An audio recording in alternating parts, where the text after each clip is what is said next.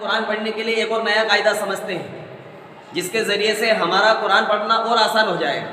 ہمارے سامنے جو قاعدہ ہے یا لین کا ہے۔ کس کا قاعدہ ہے؟ یا لین۔ اس سے پہلے ہم نے واو لین پڑھا تھا۔ یا لین یعنی یا ساکن سے پہلے زبر ہو تو یا لین ہوتا ہے، یا ساکن سے پہلے زبر ہو تو یا لین ہوتا ہے۔ یا لین کو نرم آواز کے ساتھ میں جلدی پڑھنا ہے، معروف پڑھنا ہے، مجہول پڑھنے سے بچنا ہے، ٹھیک ہے؟ یہ قاعدہ ہے۔ چلیے قاعدہ میرے ساتھ دوہرا لیجیے۔ یا لین یا ساکن سے پہلے زبر ہو تو یا لین ہوتی ہے۔ یا لین کو نرم آواز کے ساتھ جلدی پڑھیں، ذرا بھی نہ کھینچے، جیسے حمزہ یا زبر ای، با یا زبر بئی، تا یا زبر تئی، سا یا زبر سی، جیم یا زبر جئی، حا یا زبر حی، خا یا زبر خی۔ یعنی جتنی بھی یا ہے اس کو حرف کے ساتھ، حروف تہجی کے ساتھ میں ملانا ہے۔ جیسے دال یا زبر دئی، دال یا زبر رئی، را یا زبر رئی، زا یا زبر زئی، سین یا زبر سی، شین یا زبر شی، صاد یا زبر صی، ضاد یا زبر ضی، طا یا زبر طی، ظا یا زبر ضی، عین یا زبر عی، غین یا زبر غی، فا یا زبر فی،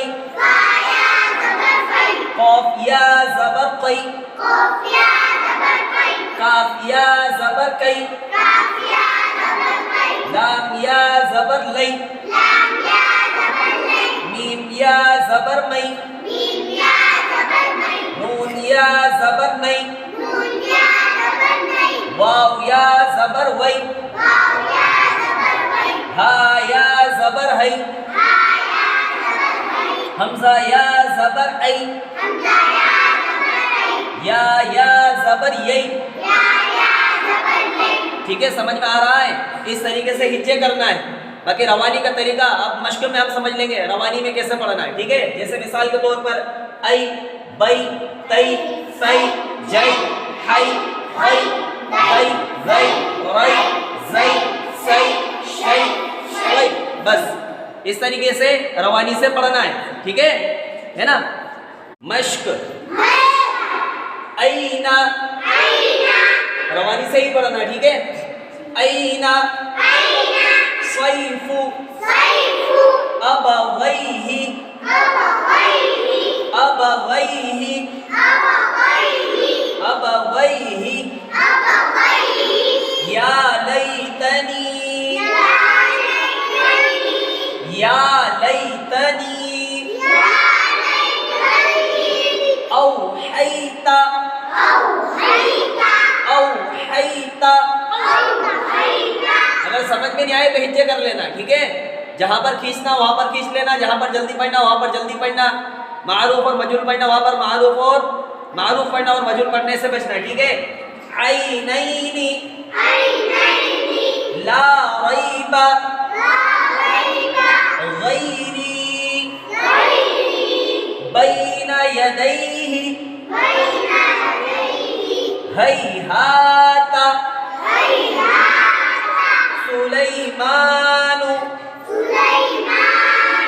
فتعالینا۔ اس طریقے سے یاد کرنا ہے، ٹھیک ہے؟ یاد کرنے کے اندر سمجھ میں نہیں آ رہا ہے تو ہجے کر سکتے ہیں، ٹھیک ہے؟